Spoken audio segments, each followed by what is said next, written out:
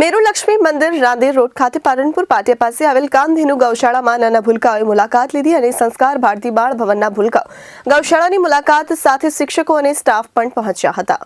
મેરુ લક્ષ્મી મંદિર રાંદેર રોડ ખાતે પાલનપુર પાટિયા પાસે આવેલી કામધેનુ ગૌશાળામાં નાના ભૂલકાઓની મુલાકાત સંસ્કાર ભારતી બાળ ભવનના ભૂલકાઓ ગૌશાળાની મુલાકાતે શિક્ષકો અને સ્ટાફ સાથે પહોંચ્યા।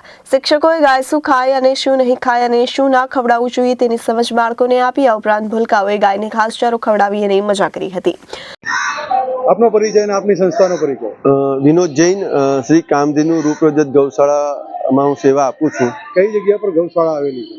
તારવાડી રાંદેર રોડ ખાતે આ ગૌશાળા આવેલી છે। જે રસ્તે રઝળતી બીમાર અને એક્સિડન્ટ વાળી જે ગાયો હોય છે તેના અમને પર કોલ આવતા હોય છે અને એ ગાયો અમે અમારી એમ્બ્યુલન્સમાં અહીં લઈને આવતા હોય છે।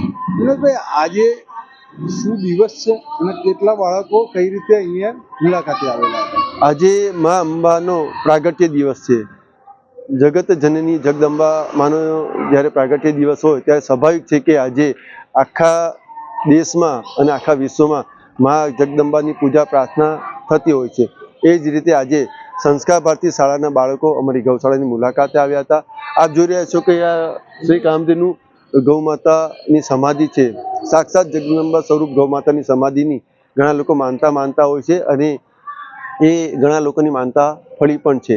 ત્યારે આજે એ લોકો દ્વારા ગૌ માતાને ઘાસ ખવડાવવામાં આવ્યું હતું। આશરે 100-150 કરતાં વધારે બાળકો આજે આ ગૌશાળાની મુલાકાત આવ્યા હતા। એમણે ગૌ માતાને ગૌગ્રાસ, તલના લાડુ, ચીક્કી વગેરે ખવડાવ્યું હતું અને ગૌ માતાની કાળજી કઈ રીતે લેવાય, એને શું ખવડાવાય શું ન ખવડાવે એની સમજ પણ એમના ટીચર્સ દ્વારા આપવામાં આવી હતી।